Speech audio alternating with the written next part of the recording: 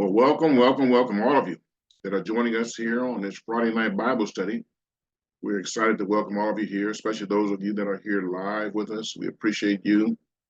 Those that are joining us on our Zoom, and certainly for those that will be seeing this video when we drop it come Tuesday on our YouTube channel. We appreciate each and every one of you that are supporting this channel with your presence and your time.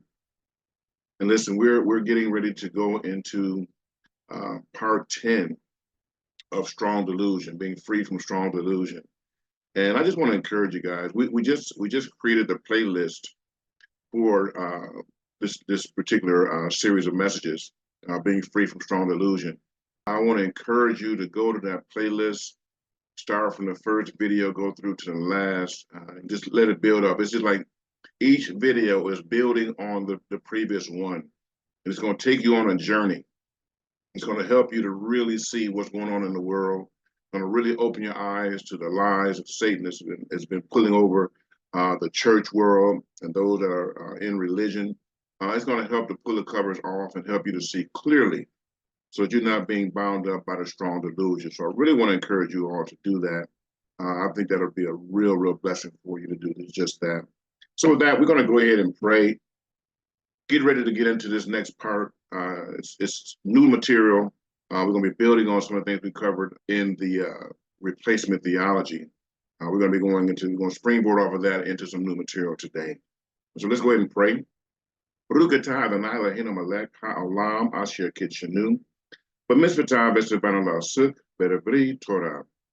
Bless you, Yahweh Elohim, King of the universe, who sanctifies us by commandments and command us to engross ourselves in the words of your Torah. And as always, Yahweh, we count it an honor and a privilege to have our eyes open, to be aware of your Torah, and to be able to study it and to learn from it. And so we're going to always count it an honor and a privilege, Most High Elohim. And so with that, we're going to go ahead and share our screen and get ready to get into this very important lesson. All right, so you should be seeing my screen now. Breaking Free from Strong Delusions, Part 10, Pre-Tribulation Rapture. Pre-Tribulation Rapture, what we're going to be covering today.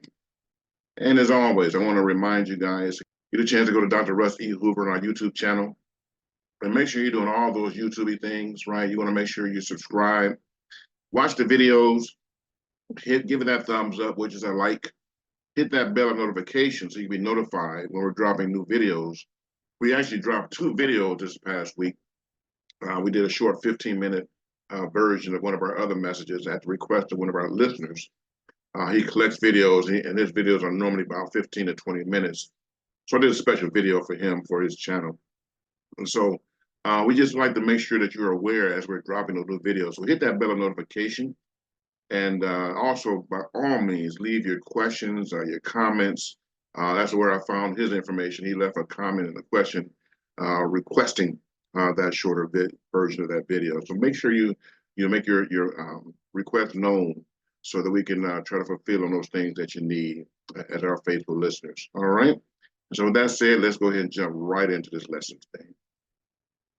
So last week we explored the profound effects of Roman Catholicism, aka Christianity, the Khazar conversion to Judaism, the transatlantic slave trade, and the Renaissance on Elohim's chosen people, the Hebrews, and world history.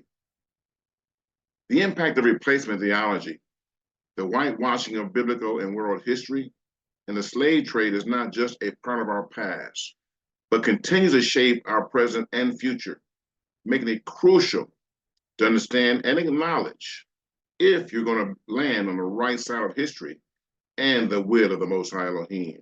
It is critically important that you understand all of these highly impactful events. Under the influence of humanism, the concept of Freemasonry surged to prominence during a late portion of the Renaissance period. Freemasonry, an ancient religion with paganistic beliefs, traces its roots back to the construction of Solomon's temple and Hiram Abiff, the principal architect. Some historians link the earliest activities of Freemasonry to Nimrod and the Tower of Babel, The tower, a symbol of global dominance, suggests the establishment of a one-world religion and one-world government. These are goals that Freemasonry's leadership is currently steadfastly pursuing. The key followers of Freemasonry are in a position to make a substantial impact on world history, and this is going to be for the worse. And here's a list of some notable Freemasons, many of whom you will recognize. I mean, look at these individuals. You got actors on here. You certainly got politicians. Obviously, we recognize George Washington. But look at this list here. This, I got to tell you, when I started doing research, this absolutely blew my mind. How many of our prominent Blacks in the world, primarily here in the United States, are in this religion, if you will, right? This Freemasonry. A lot of major characters are involved with this and have been for decades, right? Others, that are involved with it and have been involved with it for years, athletes and politicians, military individuals, and another list. I mean, even Richard Pryor, W.B. Du Bois, right? This blew my mind. Thurgood Marshall, I'm sure he was a part of Black Boule, Booker T. Washington, Black Boule, but Nelson Mandela, Ozzie Davis. I mean, but here's the thing you got to recognize. People who get involved with the Freemasonry, they're doing it in order to get a foothold in power. And so these organizations, they wield the power of the hidden hand. Remember now, when Satan appeared to Yeshua, he said, if you will bow down and worship me, then I will give you the kingdoms of the world and the glory of them, for they are mine to give. They have been delivered unto me. And so what Satan has managed to do, he's secret societies, and he's put people in charge, Satan worshipers. He puts them in charge, and they're able to open doors for individuals as a result of their participation in these different organizations. And so that's what's happening. And so a lot of these people get doors open for them. I mean, think about Richard Pryor's career. Richard Pryor, he had doors open for him that was very unusual during that day and age. On shows on television, he was doing things that virtually no one else was doing at that time. So it makes sense now to me that he would have been a part of this organization to have those kind of doors open that were open to him. So Freemasonry is not just an organization. It is a religion, and they have a God that they worship. Regrettably, Freemasonry's objective is to advance the cause of their God, and that is Lucifer, their light bearer. So we know from previous lessons that Satan has his methods of working in the world, and we keep these before you because it's critically important that you remember and you understand how he's working in the world. Because Satan deceives the whole world, Revelation 12:9 tells us. He does not stand in truth, and when he speaks a lie, he speaks from his own resources, because he is the father of lies, John tells us. Satan is a god of this world, blinding the minds of those who are perishing, 2 Corinthians 4 tells us. He transforms himself into an angel of light, 2 Corinthians 11 tells us. He has ministers. Many of those out here that are getting behind the pulpit are Freemasons, by the way. Just be aware of that. A lot of them, you look on the back of their car, you will see the sticker. But because a lot of what they do is in darkness, people are not aware of the truth behind Freemasonry. But he has ministers who preach and teach about Messiah, but they're actually ministers for his deception, 2 Corinthians 11 tells us. And the devil is our adversary. He walks about like a roaring lion, seeking whom he can devour. So if you're not vigilant and sound-minded, he can very likely devour you. 1 Peter 5:8 tells us. So we know Freemasonry and other satanic secret groups will have a major influence on end-time events. We have the one true Elohim versus Satan and his lies and deception. This is a theater that is playing out in the world today. The one true Elohim versus Satan and his lies and deceptions. And the Most High Elohim, he will prevail. I know this, and I'll tell you every week at the end of the message, because I've read the end of the book, and I know that we win and the devil loses. And it's not even a contest. I mean, when the Most High is done with Satan, he's going to be like toast, right? He's going to be done. Listen to what the word says about our Most High Elohim. This is Isaiah 46. To whom will you liken me and make me equal and compare me that we should be alike? They lavish gold out of the bag and weigh silver on the scales. They hire a goldsmith and he makes it a god. They prostrate themselves. Yes, they worship. They bear it on the shoulder. They carry it and set it in its place, and it stands. From its place, it shall not move. Though one cries out to it, yet it cannot answer, nor save him out of his trouble. Remember this, and show yourselves men. Recall to mind, O you transgressors. Remember the former things of old. For I am Elohim, and there is no other. I am Elohim, and there is none like me, declaring the end from beginning. And from ancient times, things that are not yet done, saying, my counsel shall stand, and I will do all my pleasure. Calling a bird of prey from the east, the man who executes my counsel from a far country. Indeed, I have spoken it, I will also bring it to pass. I have purposed it, I will also do it. Listen to me, you stubborn-hearted, who are far from righteousness. I bring my righteousness near. It shall not be far off. My salvation shall not linger, and I will place salvation in Zion for Yasharel, my glory. For Yasharel, my glory. That is us. We are the people of the book, and we shall be the glory of the Most High Elohim. I don't care what Satan's doing. I don't care what his people are doing. I don't care what they got planned. When everything is said and done, we win and the devil loses. Don't get it twisted. All right? So in the strength of Yahweh's promise, let's continue our study of breaking free from strong delusions, part 10. Today we will discuss the rapture. With that said, I'm sure you are wondering why I spent so much time talking about the Freemasons, right? I'm sure that's a curious thing. Why speak so much on Freemasonry and you're going to be talking about the rapture?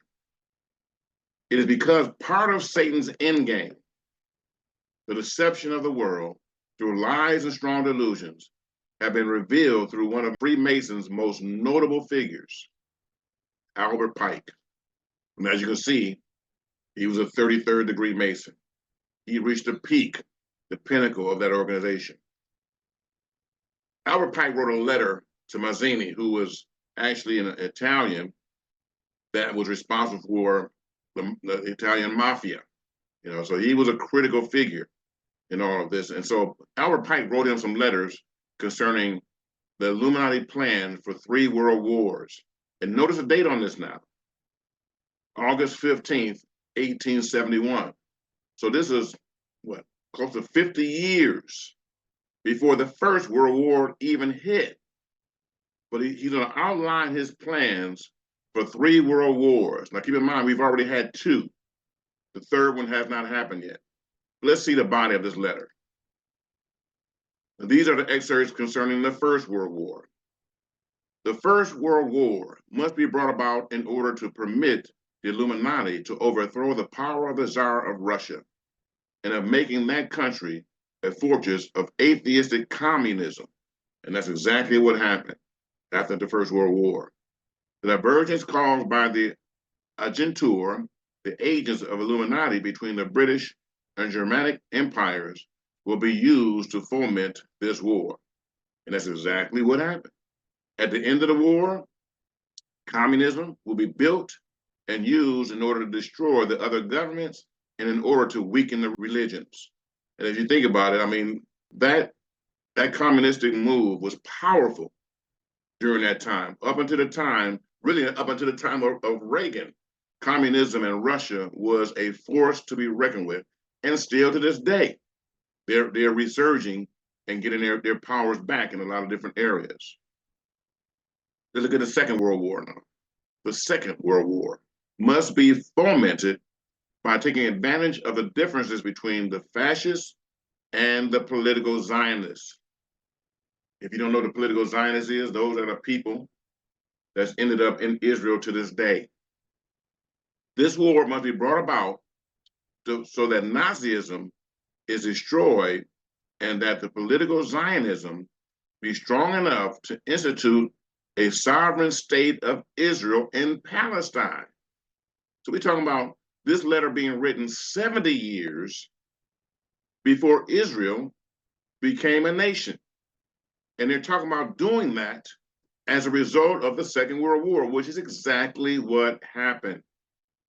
During the Second World War, international communism must become strong enough in order to balance Christendom, which would then restrain and held in check until the time when we would need for the final social cataclysm. And that's exactly what happened. I mean, coming out of World War II was that Cold War. That was a period when Russia and the United States were really at odds, kind of fighting and struggling to see who's going to be on top, right? So the United States, a so-called Christian nation, was being pegged against communism and Russia. And let's see their plans for World War III, which has not happened yet. The Third World War must be fomented by taking advantage of the differences caused by the agentur of the Illuminati between the political Zionists, Israel, and the leaders of the Islamic world, which is exactly what's going on today, right? The war must be conducted in such a way that Islam, the Muslim Arabic world, and political Zionism, the state of Israel, mutually destroy each other. I mean, if you look at news, and I don't look at much news, this is current world news as we speak. Israel warring against the Muslim Arab world. Let's go to Moral Pike's letter. And this is really where we're going to springboard from. Listen to what he had to say here. We shall unleash the nihilists and the atheists. And all the nihilist is a person that believes that life is meaningless and rejects all religious and moral principles. He's a nihilist. This is not a person you want to have as your next door neighbor, okay? We shall unleash the nihilists and the atheists, and we shall provoke a formidable social cataclysm, which in all its horror will show clearly to the nations the effect of absolute atheism, origin of savagery, and of the most bloody turmoil. So they're trying to create chaos, right? Because their order is going to be coming out from chaos. And that's what he's talking about right here. Then everywhere, the citizens obliged to defend themselves against the world minority of revolutionaries will exterminate those destroyers of civilization. And the multitude disillusioned with Christianity, whose deistic spirits will from that moment be without compass or direction, anxious for an idea, but without knowing where to render its adoration, will receive the true light through the universal manifestation of the pure doctrine of Lucifer. Did you hear that? Brought finally out in public view. Now, this is a Freemasonry that wrote this letter.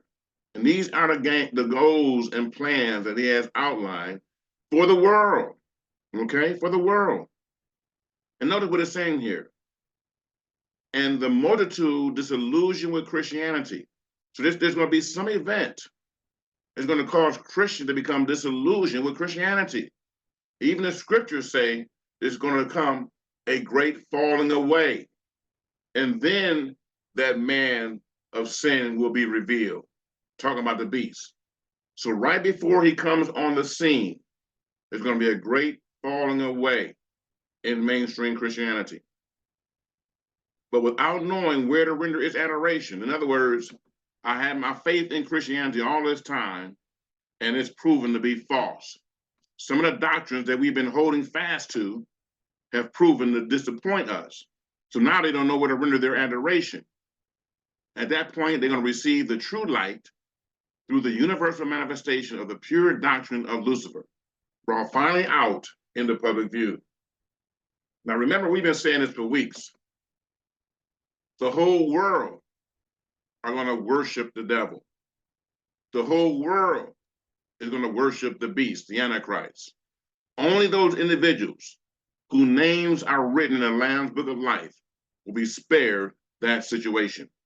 So we already know that this plan that Satan has been slow walking for centuries is getting ready to come to a head. All right. So my job, is just to bring knowledge to you. So you're going to be on the right side of history. I want you on the right side of history, because we can't pray and say, don't let the Antichrist come. That's foolishness. That is part of Bible prophecy. It will be fulfilled. You can't pray the devil's plan, which the Most High is utilizing to bring the end time events to pass. You can't pray those things away. The only thing you can really be praying for is that your heart will be right, and you will end up on the right side of history. How many hear what I'm saying? This manifestation will result from the general reactionary movement, which will follow what? The destruction of Christianity and atheism, both conquered and exterminated at the same time. Atheists don't believe anything, and Christians believe in Jesus. But they want to get to a place where the only belief is going to be in Satan, in Lucifer. That's going to be the only belief on the planet, except for those individuals whose names are written in the Lamb's Book of Life. So the question one should ask is, what could cause the church world to be so disillusioned that they would turn to Lucifer? Right? What event, what situation could occur that would cause this massive church world to become so disillusioned they would turn to Lucifer? There is an agenda that will lead those who follow Christianity into being led into the doctrine of Lucifer. There is an agenda. And I believe that agenda is the pre-tribulation rapture doctrine. The pre-tribulation rapture doctrine.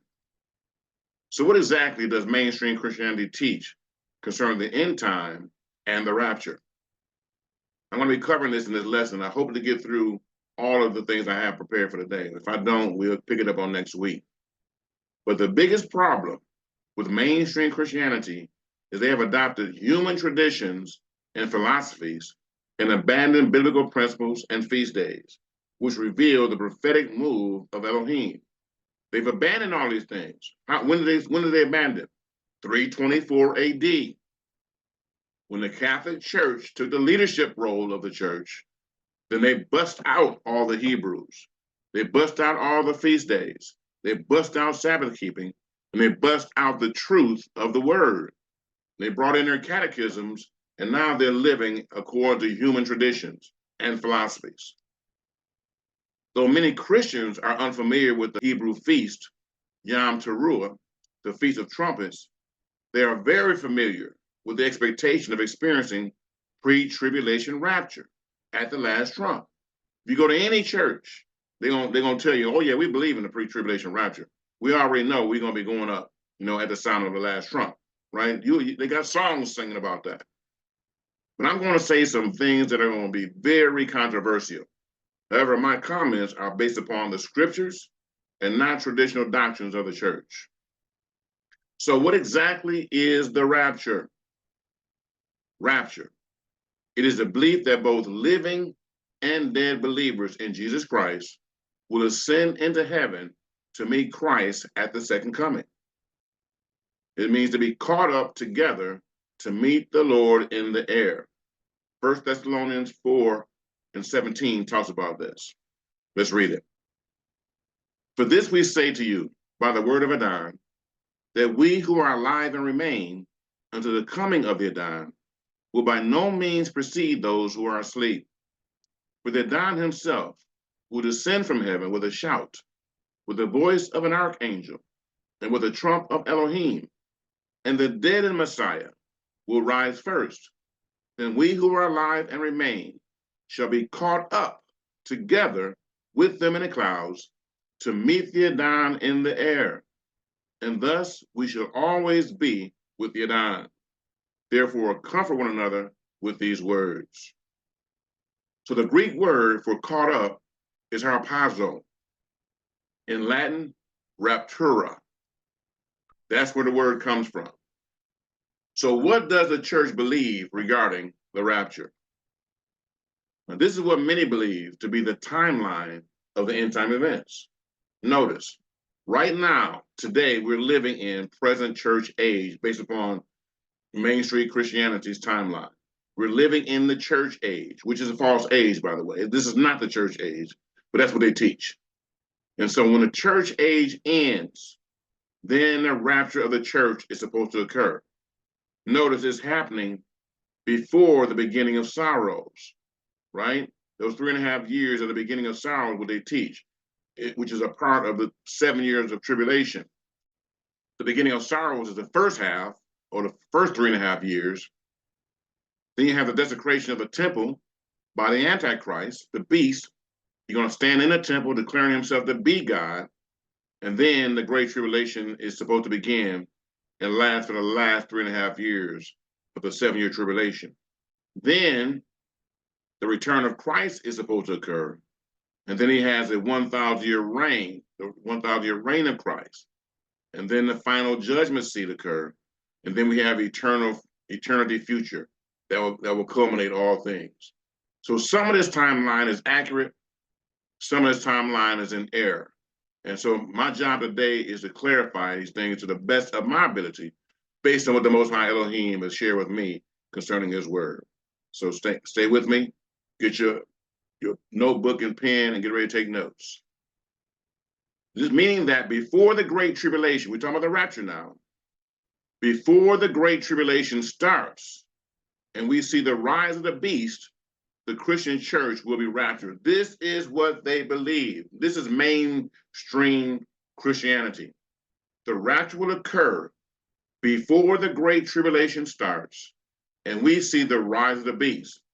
The Christian church will be raptured out of here. That's their belief.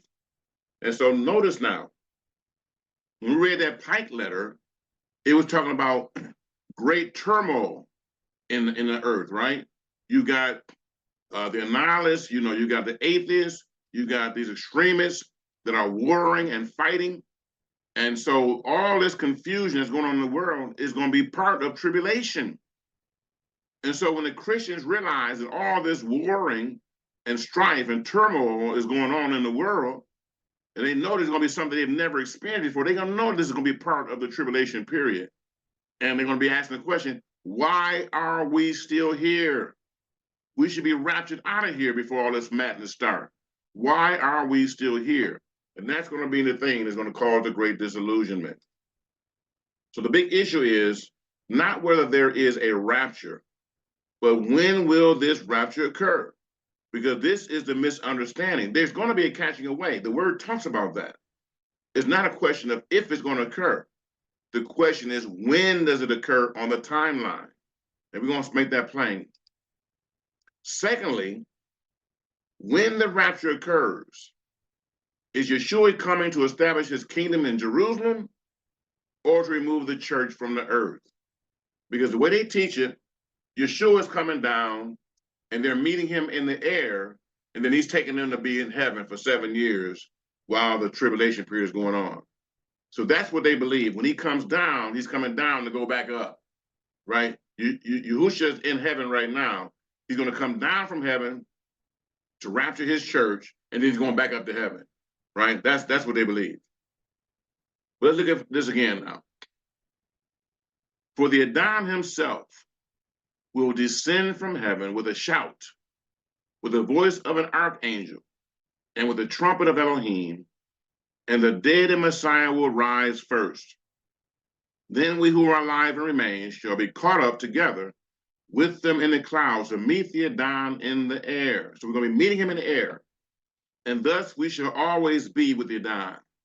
Therefore, comfort one another with these words. So we are meeting Yahusha. But the question is, where are we going? I believe the scriptures reveal where we're going. And I believe Yahusha is coming to establish his kingdom in Jerusalem. And I believe he will establish his people who will be ruling and reigning with him on the earth. When he comes, this is what he's coming to do, to establish his kingdom on the earth and to rule and reign with his people. He's not coming to rapture his church up and to go back to heaven until the 7-year tribulation is over. That is not what he's planning on doing. But that's my statement. I'm going to support that with scripture. So we're going to take some time to develop our scriptural arguments over the coming lessons. We may get a lot of it in today. We may have to do a second part of this. We will see. But I believe the scriptures are clear regarding this matter. I also believe Satan has a purpose in bringing confusion to this topic. Matthew 24. And as he sat upon the Mount of Olives, the disciples came unto him privately, saying, Tell us, when shall these things be? And what shall be the sign of thy coming and of the end of the world? It's a pretty straightforward question, isn't it? What shall be the sign of thy coming and of the end of the world? And Yahushua answered and said unto them, Take heed that no man deceive you. For many shall come in my name, saying, I am Christ, and shall deceive many, and shall deceive many. Again, this is Satan's plan. He's bringing deception. So we can't fall for his deceptive plan. Let me hear what I'm saying. For many shall come in my name, verse 5 says, and saying, I am Christ, and shall deceive many. Now look what 2 Thessalonians says.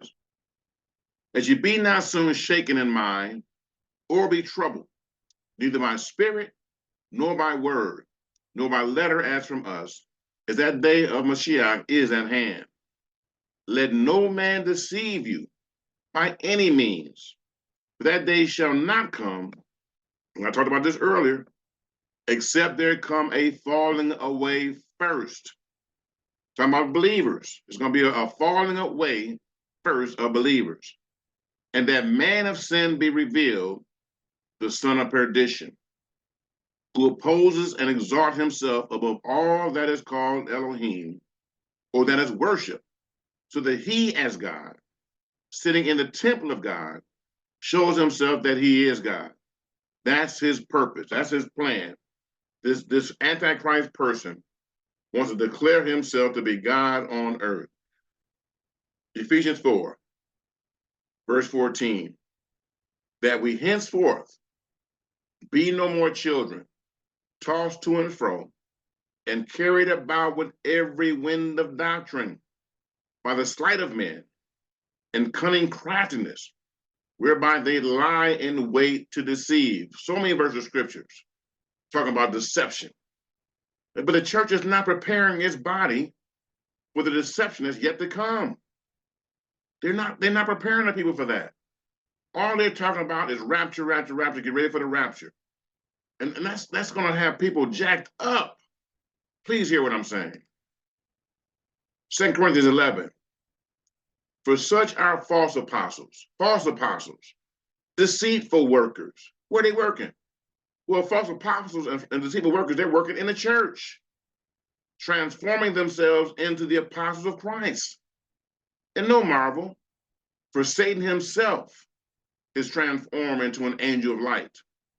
Therefore, it is of no great thing if his ministers, Satan's ministers, also be transformed as the ministers of righteousness, whose end shall be according to their works. I mean, the writers of the Bible left no stone unturned in providing warning for the people that there's going to be a great deception coming, and it's going to be right in the building that you're going to worship the Most High Elohim. You're going to be deceived by leadership, false apostles, deceitful workers, transforming themselves into the apostles of Christ. That's This is not at the club. It's not at the bar, right? This is not at the whole house, right? This is in the church. I mean, hear what I'm saying. Matthew 24:24. For there shall rise false Christs and false prophets, and shall show great signs and wonders, insomuch that if it were possible, they shall deceive the very elect, but it's not possible. Those who make their calling and election sure, you have no worries. You have no worries. Peter told us how to do that. Keep adding to your faith virtue, knowledge temperance, self-control, and on and on. If you continue to add these things to your faith, you're going to make it so that you will never fall, Peter tells us. So Satan is the enemy and deceiver, and we will expose him. Let's go to Revelation chapter 7. After these things, I saw 4 angels standing at the 4 corners of the earth, holding the 4 winds of the earth, that the wind should not blow on the earth, on the sea, or on any tree. Then I saw another angel ascending from the east, having the seal of the living Elohim. And he cried with a loud voice to the 4 angels, to whom it was granted to harm the earth and the sea, saying, do not harm the earth, the sea, or the trees, till we have sealed the servants of our Elohim on their foreheads. There's something I want you to notice now. Now, we just completed a 3-part series on replacement theology, believing that the Most High was done with the Hebrew people, and that he's now dealing with the church. The church has replaced the Hebrew people. But this is the book of Revelation that we're reading from right now. This is talking about end time events. So he said, don't do anything till we have sealed the servants of our Elohim on their foreheads. So let's take a look who these servants are. And I heard the number of those who were sealed. 144,000 of the churches, of the Pentecostals, of the First Baptists, of the Catholic Church. Is that what it says? And I heard the number of those who were sealed. 144,000 of all the tribes of the children of Israel were sealed. Of the tribe of Yehuda, 12,000 were sealed. Of the tribe of Reuben, 12,000 were sealed. Of the tribe of Gad, 12,000 were sealed. Of the tribe of Asher, 12,000 were sealed. Of the tribe of Naphtali, 12,000 were sealed.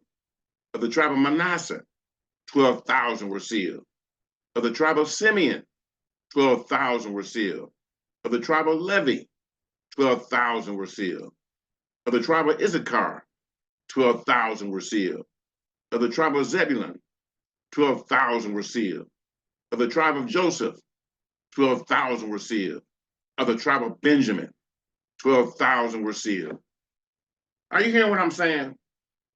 Why would the Most High be sealing 144,000, right, of the descendants of Abraham, Isaac, and Jacob if he was done with them, right? If he was done with them, why is the 144,000 being taken from those people? Hear what I'm saying. This replacement theology, this is just a sidebar because I'm pretty much done with that. But this idea of replacement theology is foolishness and not supported by scripture. Let's read on. After these things I looked, and behold, a great multitude which no one could number, of all nations, tribes, peoples, and tongues, standing before the throne and before the Lamb. Let me put a pin in this for a moment. I got to talk to some of my Hebrew brothers here now, because many of them believe that the only people that's going to be called by the Most High Elohim are the Hebrews, the lost tribes. As they come together, that's all he's concerned about. Those that have been scattered to the 4 corners, those that have intermingled with other tribes and other nations are going to be the only ones that the Most High is coming back for. But when I read my scriptures, I don't get that same belief. In fact, before the children of Israel were scattered, right? When they were just coming out of Mizraim, Egypt, right? When they first came out and they were receiving the Torah, some of the things that the Most High told Moshe is that if the stranger among you wants to keep the feast, then all you got to do is be circumcised and follow the teachings of the Torah, and he will be just like one that was born in the camp. So he gave that's in the Torah for the stranger. Now, that stranger could not have been part of the tribes because they had just become a nation. So all the Hebrews were present. All the Hebrews that existed came out when Moses led them out of Egypt. So the only stranger that could have been present is someone that was a non-Hebrew. So if the Most High made provision for the non-Hebrew back when Moshe was on the scene, then how are we going to believe that he's not going to make provision for those believing and coming out of the nations? Because the nations are going to be judged. Make no mistake about it. Make no mistake about it. The nations are going to be judged because of their treatment of Yahweh's people. But there are some people among the nations that are believers. There are some, I hear their testimonies, I'm talking about our Caucasian friends, that know that the Hebrew people are the true people, the Black people that are here in America and in the Caribbean, they know that they're the real people of the book. And they support us. And I don't see the Most High saying, I have no place for these people that are honoring my people. I just don't see that happening. And so when I read this verse of scripture, and I'm gonna go back here, after these things I looked, and behold, a great multitude, which no one could number, of all nations, tribes, peoples, and tongues, standing before the throne and before the Lamb. And they all were saying, salvation belongs to our Elohim, who sits on the throne, and to the Lamb. All the angels stood around the throne, and the elders and the four living creatures fell on their faces before the throne and worshiped Elohim, saying, so be it, blessing and glory and wisdom, thanksgiving and honor and power and might be to our Elohim forever and ever. So be it. Then one of the elders answered, saying to me, who are these arrayed in white robes? And where did they come from? And I said to him, sir, you know. So he said to me, these are the ones who come out of great tribulation. That can't be right. He said, these are the ones who come out of the great tribulation. Interesting. And washed their robes and made them white in the blood of the Lamb, and served him day and night in his temple. And he who sits on the throne will dwell among them. They shall neither hunger anymore, nor thirst anymore. The sun shall not strike them, nor any heat. The Lamb who is in the midst of the throne will shepherd them and lead them to living fountains of water. And Elohim will wipe away every tear from their eyes. Please notice, you have the 12 tribes of Israel present and the believing nations present in this end time chapter of Revelation. It's not a replacement of one or the other, but both are present. The 144,000 were sealed, and the nations were being acknowledged in these chapters. Also notice, you have the believing nations being identified as these are the ones who come out of the great tribulation and washed their robes and made them white in the blood of the Lamb. So where is the pre-tribulation rapture, right? Where is the pre-tribulation rapture if this great number that could not be numbered came out of great tribulation? Because the pre-tribulation rapture, based on that timeline, happens before the great tribulation. But the Bible does not support that. Observe the language describing the 144,000 who are sealed from the 12 tribes of Israel in chapter 14. This again speaks to replacement theology. I thought this was a fitting part to put this in here too. Revelation chapter 14. Then I looked, and behold, a lamb standing on Mount Zion, and with him 144,000, having his father's name written on their foreheads. And I heard a voice from heaven, like the voice of many waters, and like the voice of a loud thunder. And I heard the sound of harpists playing their harps. They sang, as it were, a new song before the throne, before the four living creatures and the elders. And no one could learn that song. No one could learn that song except the 144,000 who were redeemed from the earth. So not even the great number from all nations could sing this song. This was a song reserved for the 144,000, sealed of the 12 tribes of Yasharel. These are the ones who were not defiled with women, for they are virgins. These are the ones who follow the Lamb wherever he goes. These were redeemed from among men, being first fruits to Elohim and to the Lamb. So again, these 12 tribes that have been sealed by the Most High Elohim are his first fruits, right? Everyone else comes after them. Don't get it twisted.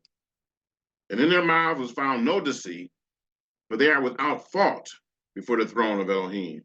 Even though our fathers have failed miserably, and they made that horrible decree to crucify Yeshua and let his blood be upon us and on our children, the Most High still saw fit that when the day came, he was going to cleanse them of that sin, and he's going to seal the 144,000 from their descendants. How many hear what I'm saying?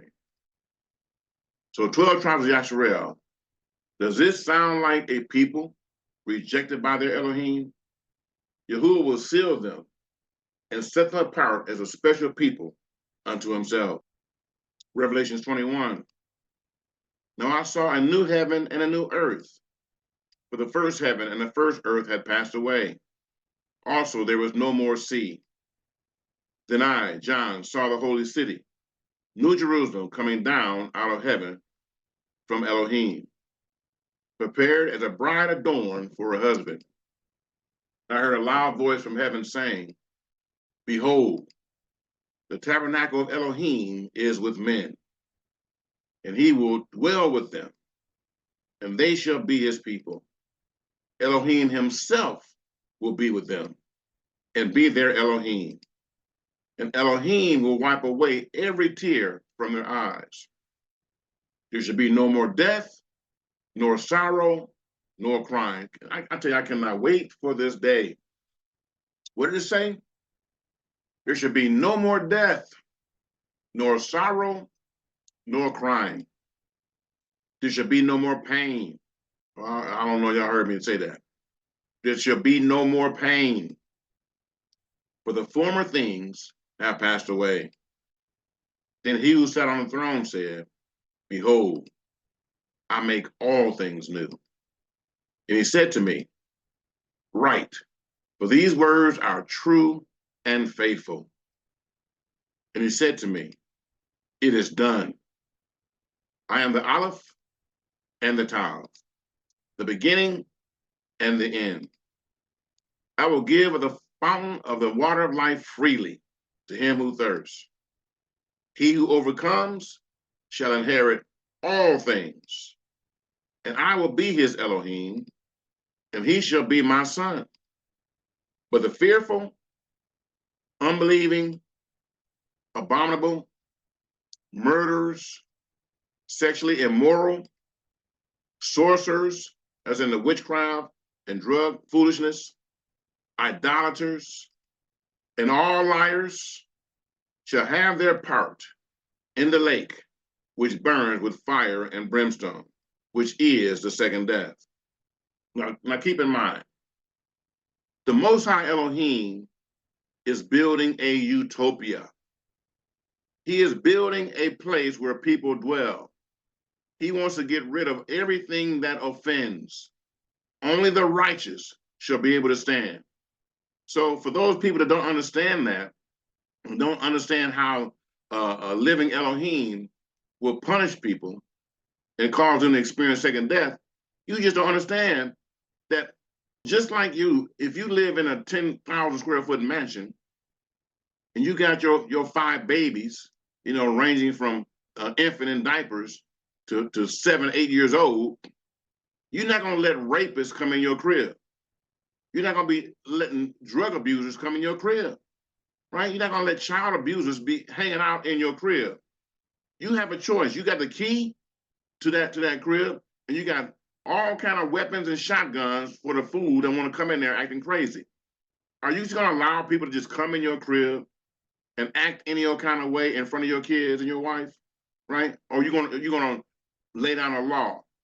Nobody darkens the door of my crib unless they're gonna obey my rules. Now, if you got enough sense to do that, don't you think the Most High Elohim got enough sense to separate the sheep from the goats, the wheat from the tare, right? Don't you think he got enough sense to do that? You got some wicked, crazy people in this world, and he's not going to allow those wicked, crazy people to be in his domain. It's just not going to happen. It is important to discuss the believing nations identified in Revelation chapter 7, that they came through great tribulation and not before the tribulation. So we're going to leave this last portion that we're going to be covering now to talk about this pre-tribulation rapture. And there's a difference between the great tribulation and the judgments and wrath of Elohim. Now, the great tribulation is a period of time in Christian eschatology where everyone will experience worldwide hardships, persecution, disasters, famine, war, pain, and suffering. It is a time of great suffering, the worst to ever come upon mankind. And it is set apart by Elohim when he will pour out his wrath upon the earth and those who have rejected Christ. So, great tribulation and the wrath of Elohim are 2 separate events. Now, they may be occurring simultaneously, but you got to understand the wrath is reserved for those who reject Christ, those who reject his Mashiach. So the wrath of Elohim in the book of Revelation refers to what?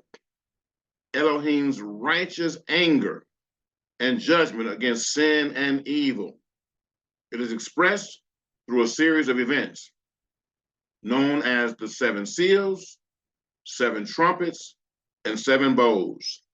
These events will target the sinners who have rejected Yahushua HaMashiach and his salvation, right? Not his believers, but those who are rejecting him will be experiencing those 21 plagues.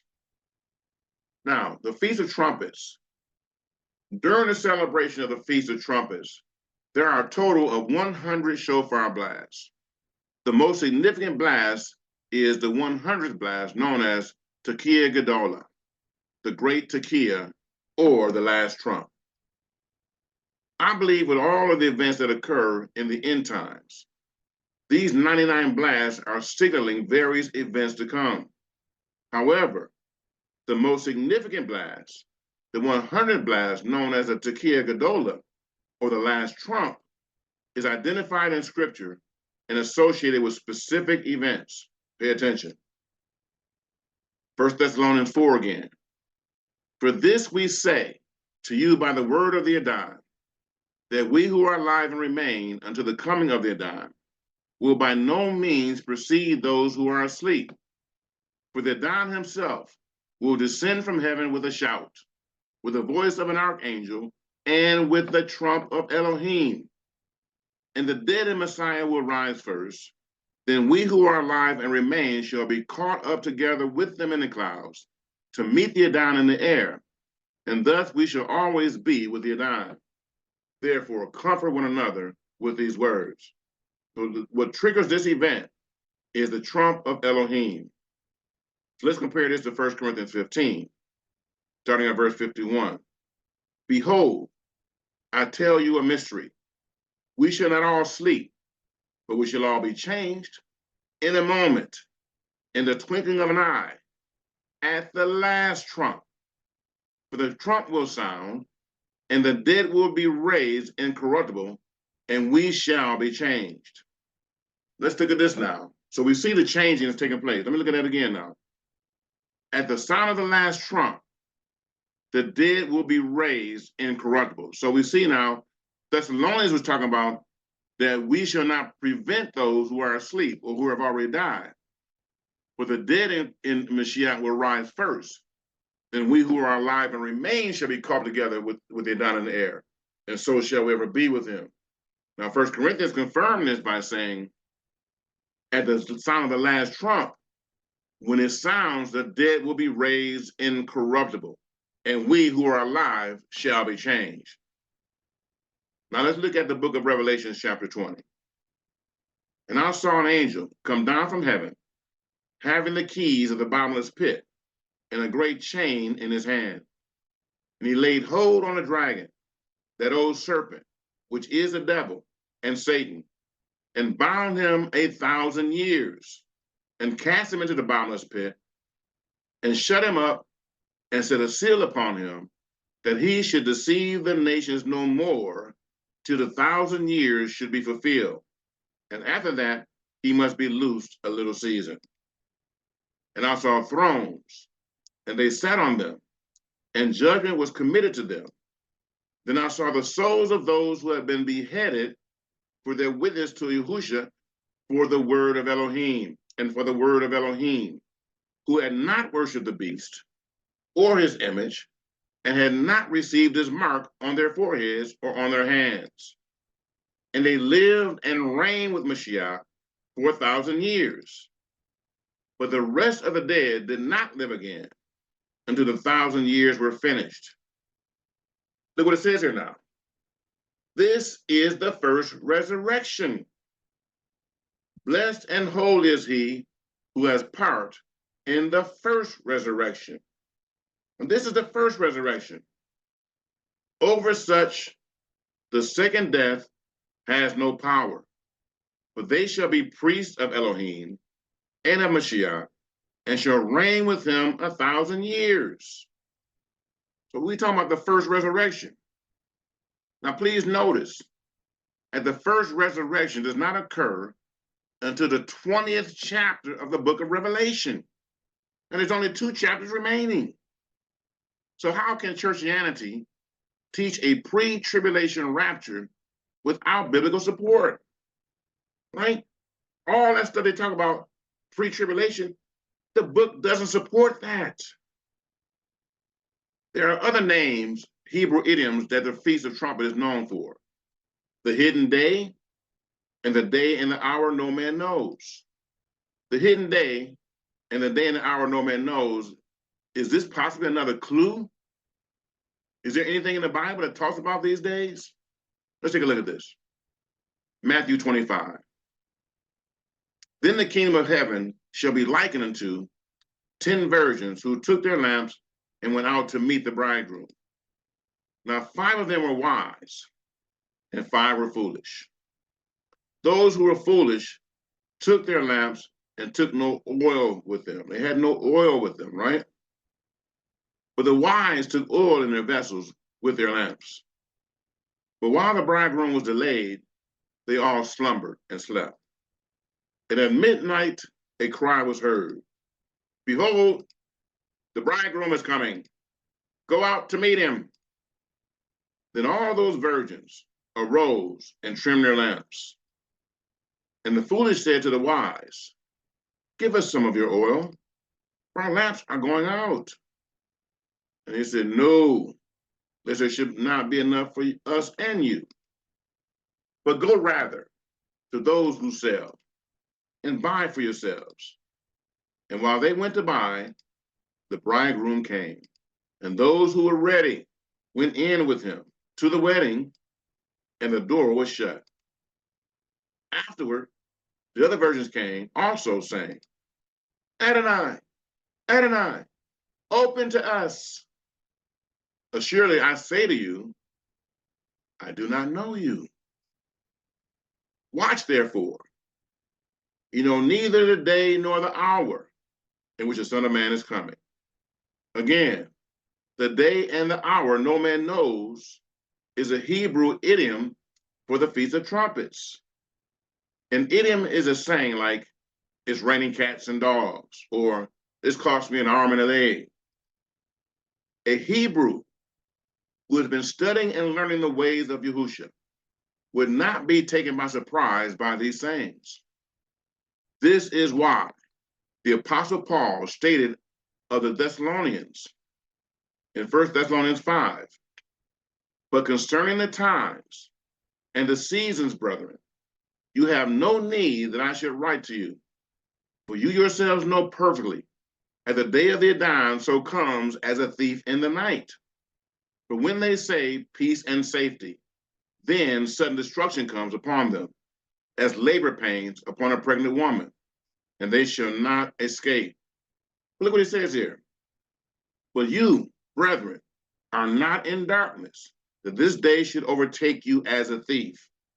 That's a bold statement. He's talking about his return. He's talking about the return of Yahushua. But he's saying that day should not overtake you as a thief. Now, we as believers do not know the day or the hour. However, we know the season. The season will be the Feast of Trumpets, and we must rehearse them every year. Every year, we blow the trumpet, that shofar, 100 times. Again, every year, during the Feast of Trumpets, we prepare ourselves, and we blow that trumpet 100 times. 99 special blows, and then the last blow is a long, long blast, right? That great blast. So we need to make Elohim the priority and let him find you doing good, preparing yourself for him, right? Don't be on the sideline being all caught up in these humanistic doctrines and things that are not biblical, and being deceived and being disillusioned by doctrines that are not supported by scripture. Pre-tribulation rapture, right? Don't do it. So regarding the rapture, this again is what many believe to be the timeline of the end times, right? Current present church age, rapture of the church, the beginning of sorrows, the great tribulation, then the return of Christ, the millennial reign, the final judgment, and then the eternal state going forward. That's what they believed, right? Under churchianity and Main Street Christianity. We know now that this rapture of the church does not occur at the beginning of the tribulation period. That's not true. That's false. The catching away occurs at the same time that Yahushua returns to the earth. They happen simultaneously. 1 Thessalonians 4. And the dead of Mashiach will rise first. Then we who are alive and remain shall be caught up together with them in the clouds to meet Adon in the air. And thus we shall always be with the Adon. And thus we shall always be with the Adon. But the question is, where are we going? Zechariah 14. Behold, the day of Yahuwah is coming, and your spoil will be divided in your midst. For I will gather all the nations to battle against Jerusalem. The city shall be taken, the houses rifled, and the women ravished. Half the city shall go into captivity, but the remnant of the people shall not be cut off from the city. Then Yahuwah will go forth and fight against those nations as he fights in the day of battle. And in that day, his feet will stand on the Mount of Olives, which faces Jerusalem on the east. And the Mount of Olives shall be split in two, from east to west, making a very large valley. Half the mountain shall move toward the north, and half it toward the south. Then you shall flee through my mountain valley, for the mountain valley shall reach to Azel. Yes, you shall flee, as you fled from the earthquake in the days of Uzziah, king of Yehuda. Then Yahweh, my Elohim, will come, and all the saints with you. Then Yahuwah, my Elohim, will come, and all the saints with you. So Zechariah is telling us that there's going to be an event that's going to occur on the earth when all the saints have gathered together with Yahuwah and they're coming together with him. So based on the scriptures, we will meet Yahushua in the air because he is coming down from heaven to establish his kingdom on the earth. When he delivers Yasharel from his enemies, we will be there with him. So there is an agenda that will lead those who follow Christianity into being led into the doctrine of Lucifer. And I truly believe that the agenda is the pre-tribulation rapture doctrine. The pre-tribulation rapture is a part of biblical prophecy that is not founded nor based in truth. And it will leave the people who hold on to it deceived and hopeless. We must maintain the attitude of believers as we wrap this up, found in Revelation chapter 12. And they overcame him by the blood of the Lamb and by the word of their testimony. And they did not love their lives to the death. That's got to be our attitude. We're not going to fall away. I don't care what's going on. We're going to hold fast to our integrity, and we will not let it go. How many hear what I'm saying? So what are we talking about today? The Elohim of Yasharel. Why? Because he is the one true Elohim. All right. So we're going to wrap up with that. I want to get those verses of scriptures in there under your hearing, because this is a powerful, powerful lesson that you must grasp. You must understand it. You must understand this. It is critical for you to recognize that this truth, right, that the scriptures are teaching us, it confounds the foolishness of a pre-tribulation rapture. It's just not true. And also we supported the additional doctrine letting us know that there is no replacement theology. And the end time, when the Most High get ready to set up and establish his kingdom, the children of Yasharel are right there in the forefront, being recognized, being honored at every turn, okay? So with that, I want to encourage all of you to go to Dr. Russ E. Hoover. Again, we have this series, Being Free from Strong Delusion. It's one of our playlists. You can click on that playlist and catch this whole series from the beginning to the end. It will play them in order for you. I will get that playlist and listen to this over and over again until you get this information in your spirit, all right? So visit Dr. Russ E. Hoover on the YouTube channel and do all those YouTube things, right? Make sure you go there, subscribe, watch the videos and give it a thumbs up, which is a like. Hit that bell of notification, and by all means, leave your questions and comments in the chat. And we'll greatly appreciate you for doing all of that. All right? So listen, I just want to remind all of you that greater is he that is in you than he that is in the world. And we just got to read that together. We just got to read the book of Revelation. So this is what I know. We win, and the devil loses. We win the battle, and Satan loses the war. So until next time, saying this is Dr. Russ E. Hoover. We are signing off. I want to wish all of you Shabbat Shalom. Till next time, Shavua Tov. Have a wonderful, wonderful week. Shavua Tov, family.